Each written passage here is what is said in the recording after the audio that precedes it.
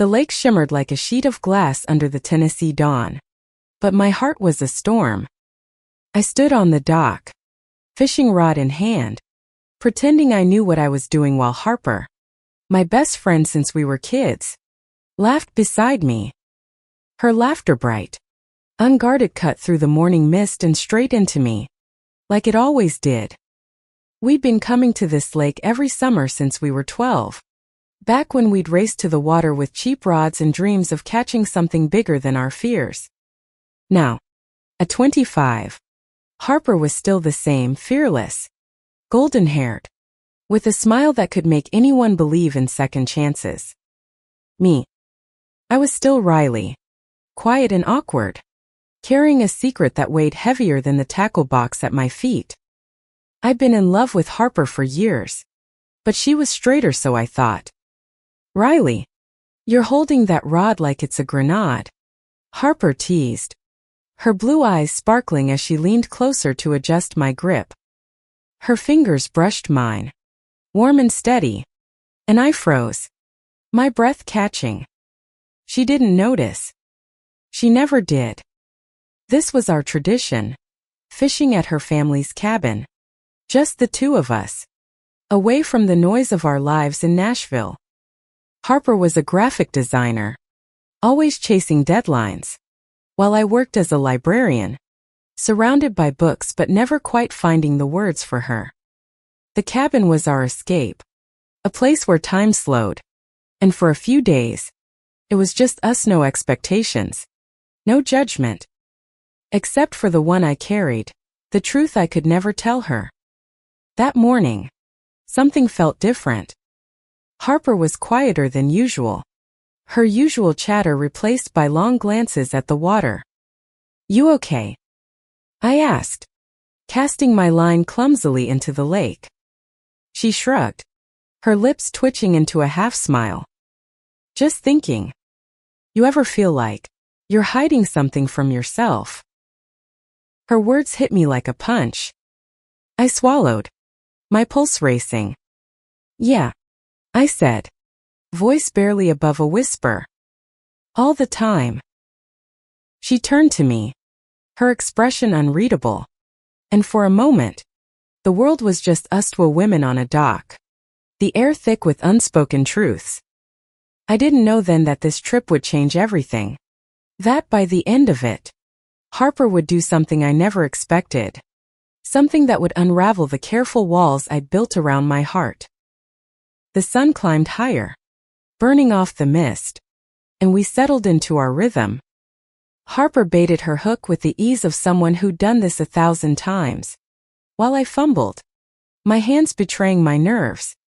She didn't tease me this time, just watched with a quiet intensity that made my skin prickle. "Remember when we were kids, and you swore you'd catch a fish bigger than me?" she said, breaking the silence. I laughed, grateful for the distraction. "Yeah, and you pushed me in the lake for bragging." "You deserved it." She grinned, but it faded quickly. We were so free back then. No complications. I wanted to ask what she meant, but the words stuck in my throat. Instead, I focused on the water, the way it rippled under the weight of her gaze.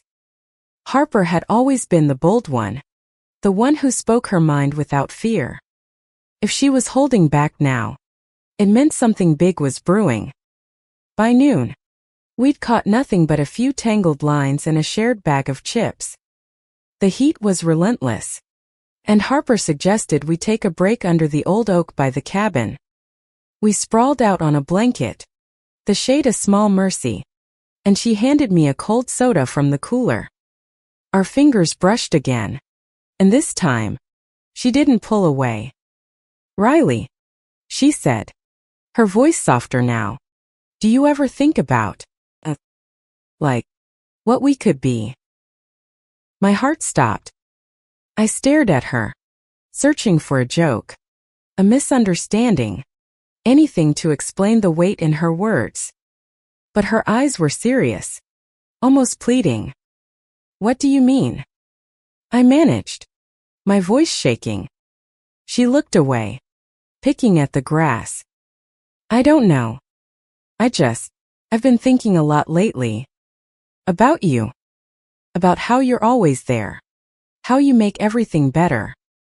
She paused, her breath uneven. I don't know what that means yet, but it scares me. I couldn't breathe. Harper, my straight best friend, was saying things I'd only dreamed of hearing. But fear flickered in her eyes, and I knew this wasn't just about me, it was about her, too, grappling with something she couldn't name. I'm here, I said, the words feeling inadequate. Whatever you're feeling, we can figure it out. She nodded, but the tension between us lingered, heavy as the summer air. We didn't fish anymore that afternoon. Instead, we sat in silence, the lake stretching out before us like a mirror reflecting all the things we weren't ready to say. As the sun dipped below the horizon, Harper stood, brushing off her jeans. Let's head inside. I'm starving. Her tone was lighter, but her eyes still held that unspoken question. I followed her to the cabin, my mind racing. I'd spent years hiding my feelings, convinced she'd never see me as more than a friend. But now, with one conversation, she'd cracked open a door I'd thought was locked forever. What scared me most wasn't her words, it was the hope they ignited. Fragile and dangerous, threatening to burn me alive if I let it grow. Inside, we cooked dinner spaghetti with store-bought sauce, the kind we'd lived on as broke college students. Harper hummed as she stirred the pot, and for a moment, felt like old times. But every glance, every accidental touch, carried a new weight. I caught her watching me as I set the table, her expression soft and searching, and I wondered if she could hear my heart pounding. After dinner, we sat on the porch, the night alive with crickets and the distant call of an owl. Harper leaned back in her chair, her bare feet propped on the railing. Riley, she said, her voice barely audible. What if I'm wrong about who I am? The question hung between us, raw and unguarded. I wanted to reach for her, to tell her everything, how I'd loved her since we were 16, how every moment with her was both joy and agony. But I didn't. Instead, I said, then you figure it out. And I'll be here, no matter what. She smiled, small, shaky thing, and reached for my hand. Her touch was electric, and I let myself hold on, just for a moment, before she pulled away. That night, as I lay in the guest room, staring at the ceiling, I knew something had shifted. Harper was questioning herself, and I was caught in the crossfire of her uncertainty. Whatever happened next, I wasn't sure I was ready for it, but I knew I couldn't walk away. The next morning, the cabin smelled of coffee and possibility. Harper was already up, flipping pancakes in the tiny kitchen, her hair a messy bun that glowed in the sunlight streaming through the window. I watched her from the doorway, my heart caught between hope and dread. Yesterday's conversation lingered like a half-remembered dream, and I wasn't sure if I should bring it up or let it fade. Morning, sleepyhead, she called, tossing a pancake onto a plate with a flourish. You're on dish duty if you want to eat. I grinned, trying to keep things light. Only if you stop burning half the stack. She stuck out her tongue, and for a moment, we were just Riley and Harper, best friends bantering over breakfast. But as we sat at the wobbly kitchen table, her knee brushed mine under it, and the air shifted. She didn't move away. We decided to hike to the ridge overlooking the lake, a trail we'd conquered a dozen times as kids. The path was steep, lined with wildflowers and the hum of cicadas. Harper led the way, her strides confident, but I noticed her glancing back at me more than usual. Each look felt like a question, one I wasn't sure how to answer. At the top, we sat on a flat rock, the lake sprawling below us like a painting. Harper pulled out a water bottle and passed it to me, her fingers lingering on mine.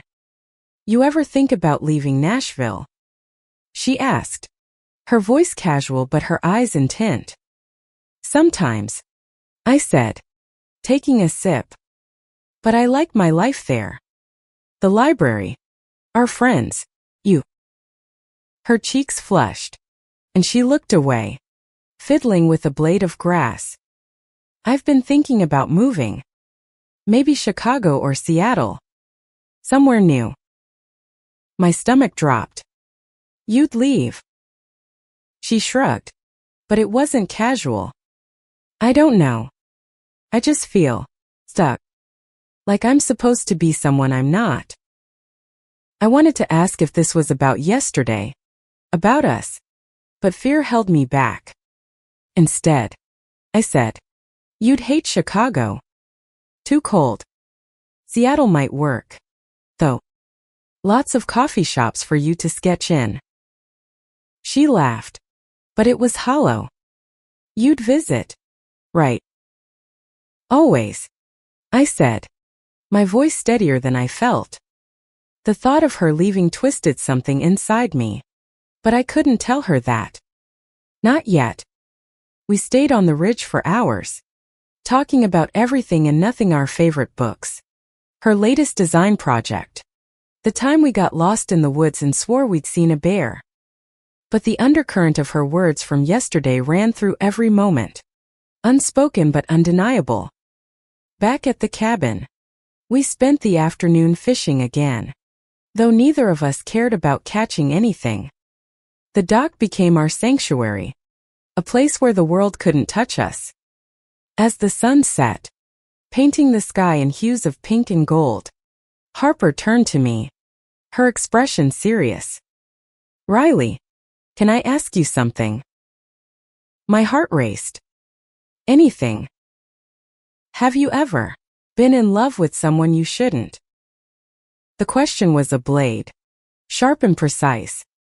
I swallowed, my mouth dry. "Yeah," I said, barely audible. "It's complicated." She nodded, like she understood, but didn't press. Instead, she reached for my hand, her grip firm this time. "I'm glad you're here," she said, her voice thick with emotion. "I don't know what I'd do without you."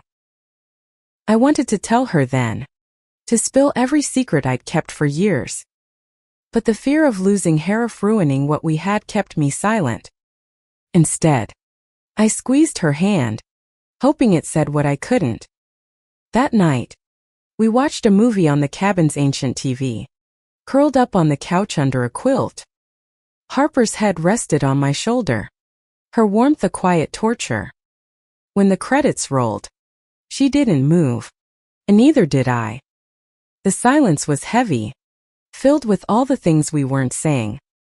"Riley," she whispered, her voice trembling. "I think I'm scared of what I'm feeling." I turned to her, our faces inches apart. Her eyes were wide, searching, and for the first time, I saw something new in them, desire. Maybe, or something close to it. My heart pounded, but I kept my voice steady. "You don't have to figure it all out tonight," I said. "Just let it be." She nodded, her breath warm against my cheek. Then, slowly, she leaned back, breaking the moment. But as we said goodnight and retreated to our separate rooms, I felt the weight of her words settling over me. Harper was questioning everything, her identity, her future. And I was caught in the middle, torn between hope and the fear of what came next. The third day dawned gray, clouds rolling in over the lake like a warning. Harper was quieter than ever, her usual energy muted as we sat on the porch with our coffee. I wanted to ask what was wrong, but the weight of her question from last night about love, about fear hung between us, unspoken. "Let's go into town," she said suddenly, setting her mug down. I need a break from all this. Quiet. We drove to the small town nearby. A cluster of shops and diners that hadn't changed since we were kids. Harper seemed lighter there, dragging me into a bookstore and laughing as she flipped through old romance novels. But her laughter felt forced, like she was trying to outrun something. At a cafe, we shared a plate of fries, and she finally opened up. I talked to my mom last night, she said, staring at her coffee. She asked if I was dating anyone. My heart sank. What did you say? Nothing. She sighed, pushing a fry around the plate. I don't know what's wrong with me, Riley. I've dated guys, but it's never right. I thought it was them, but maybe it's me. I wanted to reach for her, to tell her it was okay to question, to feel lost. But all I said was, you'll figure it out. You always do. She looked at me then, her eyes sharp. What if I don't want to figure it out alone? The words hit like a wave, pulling me under. I didn't know how to respond, so I changed the subject, pointing out a dog outside the window. She let it go, but the tension followed us back to the cabin. That afternoon, we tried fishing again, but a storm rolled in, forcing us inside. The rain pounded the roof, and we sat by the fireplace, the crackle of the flames filling the silence.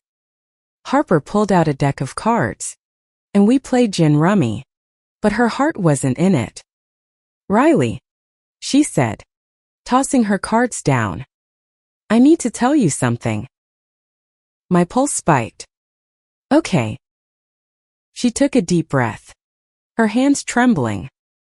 I've been thinking about you. A lot. Not just as my friend, but more. And it's freaking me out because I've never felt this way about a woman before. The room spun. I stared at her, my mind racing to catch up. Harper, you don't have to. I know. She interrupted, her voice fierce. But I want to. I need to say it. I think I might be falling for you. Time stopped. The fire, the rain, the world outside it all faded. All I could see was Harper, her face flushed, her eyes wide with fear and hope. I wanted to say I loved her, that I'd loved her for years, but the words wouldn't come. Instead, I reached for her hand, my thumb brushing over her knuckles. I'm scared too, I admitted, my voice barely a whisper. But I'm here. She leaned closer, her breath warm against my skin. For a moment, I thought she might kiss me, but she pulled back, her expression torn. I need time, she said. I don't know what this means yet. I nodded, my heart aching but full. Take all the time you need. That night, the storm raged on, and we slept in the same room, her on the couch, me on the floor. The distance between us felt both infinite and non-existent, a paradox I didn't know how to navigate. But as I listened to her breathing, steady and soft, I knew one thing: Harper was worth waiting for, no matter how long it took. The storm cleared by morning, leaving the lake glassy and the air crisp. Harper was already outside when I woke, sitting on the dock with her knees pulled to her chest. I joined her, the silence between us heavy but not uncomfortable. Her confession last night had changed everything, and I could feel the weight of it in every glance. I've been thinking, she said, not looking at me. About what I said. About you. I held my breath, waiting. I don't know if I'm gay or bi or whatever, she continued, her voice low. But I know I feel something for you. Something real. My heart soared, but fear kept me grounded. Harper, you don't have to label it. Just feel what you feel. She turned to me, her eyes searching. What if I mess this up? What if I hurt you? You won't, I said, though I wasn't sure. We'll figure it out together. She nodded, but doubt lingered in her expression. We spent the day trying to reclaim our normalcy, fishing, laughing, sharing stories, but every moment was charged with something new. When our hands brushed, it wasn't accidental anymore. When she smiled, it felt like a promise. That evening, we built a fire by the lake, the flames casting shadows on her face. She was quieter than usual, lost in thought. I wanted to ask what she was feeling, but I gave her space, knowing she needed it. As the fire died down, she turned to me, her eyes bright with something I couldn't name. Riley, she said, her voice trembling. Can I try something? Before I could respond, she leaned in and kissed me. It was soft, hesitant, but it set my world on fire. Her lips were warm, tasting faintly of marshmallows, and for a moment, nothing else existed. When she pulled back, her eyes were wide, her breath uneven. I'm sorry, she whispered. I needed to know. Don't be sorry, I said, my voice shaking. I've wanted that for so long. Her smile was small, fragile, but real. Me too, she admitted. I just didn't know it until now. We sat there, the fire crackling, the night wrapping around us like a blanket. For the first time, I let myself believe this could be real, that Harper, my straight best friend, might love me back. But as we walked back to the cabin, her hand in mine, I couldn't shake the fear that this was too fragile, too new, to last. The kiss changed everything. The next morning, Harper was shy, almost nervous, but her smile was brighter than the sun reflecting off the lake. We didn't talk about it. Not directly, but it was there in every touch, every glance. I felt like I was walking on air, but part of me braced for the fall. We spent the day exploring the woods, following a trail we hadn't taken since we were teens. Harper held my hand, her grip firm, like she was afraid I'd slip away. I've never done this before, she said, her voice soft. Been with a woman. I know, I said, squeezing her hand. We'll go slow. Whatever you need. She nodded, but I could see the conflict in her eyes. Harper was fearless in so many ways, but this was uncharted territory.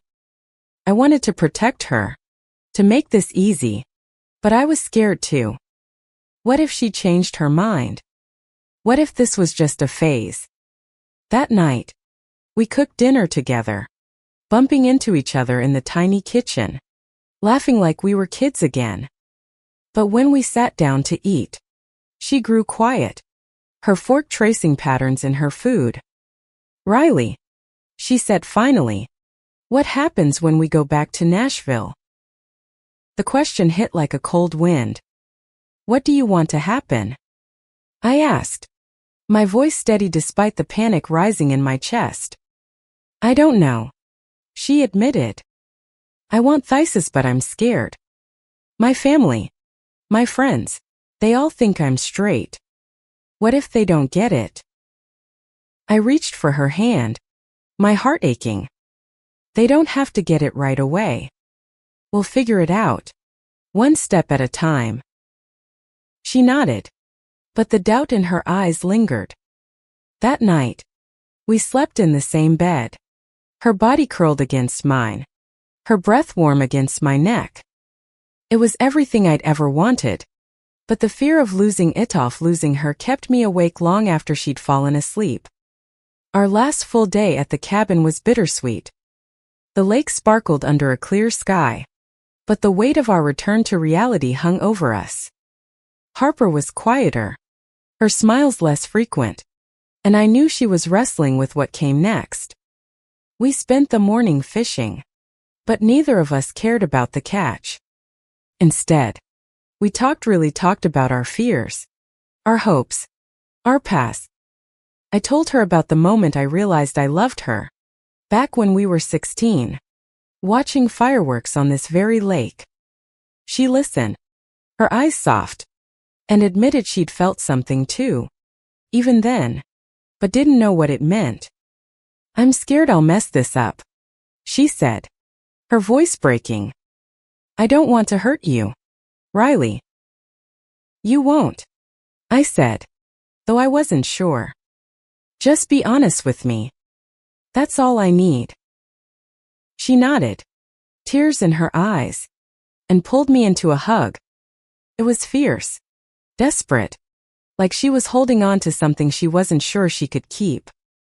That afternoon, we took the canoe out, the water calm and cool beneath us. Harper paddled, her movements steady, and I watched her, memorizing every detail, the way her hair caught the light, the curve of her smile. I wanted to freeze this moment, to keep her here, where nothing could touch us. As we drifted, she reached for my hand. "I want to try," she said, her voice firm. "With you. With us. I don't know what I'm doing, but I know I want you." My heart soared, but fear lingered. "I want that too," I said, "but only if you're sure." "I'm not sure of anything," she admitted, laughing softly. "Except you." We kissed again, out there on the water, the world fading away. It was perfect, fragile, and terrifying. I knew we'd face challenges, her family, our friends, her own doubts, but in that moment, I believed we could handle it. Together. The drive back to Nashville was quiet, the weight of the real world settling over us. Harper held my hand, her thumb tracing circles on my skin, but her eyes were distant. I wanted to ask what she was thinking, but I gave her space, trusting she'd tell me when she was ready. Back in the city, life tried to pull us apart. Harper's work swallowed her, and I buried myself in the library. But we stole moments together, coffee dates, late-night texts, a stolen kiss in her car. Each one felt like a victory, a step toward something real. But the challenges came, as I knew they would. Harper told her parents about us, and their confusion hurt her more than she admitted. Our friends were supportive, but some didn't understand, their questions cutting deeper than they realized. Harper struggled, her confidence shaken, and I felt her slipping away. One night, she showed up at my apartment, eyes red from crying. "I don't know if I can do this," she said, her voice breaking. "I love you, Riley, but it's so hard." I pulled her close, my own tears falling. "I know," I said, "but love is worth it. You're worth it." We talked for hours, laying bare our fears and hopes. Harper admitted she was still figuring herself out, but she didn't want to lose me. I promised to be patient, to stand by her, no matter what. Months later, we were still together, navigating the messy, beautiful reality of us. Harper came out to more people, each step a little easier, and I watched her grow into herself, fierce and fearless once more. We weren't perfect, there were fights, doubts, moments of fear, but we faced them together. One evening, we drove back to the lake, just the two of us. As we stood on the dock, the same place where she'd kissed me, Harper took my hand. "I'm still scared," she said, smiling, "but I'm not running anymore. I love you, Riley." "I love you too," I said, my voice steady now. The lake stretched out before us, calm and endless, a reminder of where we'd started and how far we'd come. Our love wasn't easy, but it was real, built on years of friendship and a courage neither of us knew we had. And as we stood there, hand in hand, I knew we'd keep fighting for us, for each other, for the life we were building together.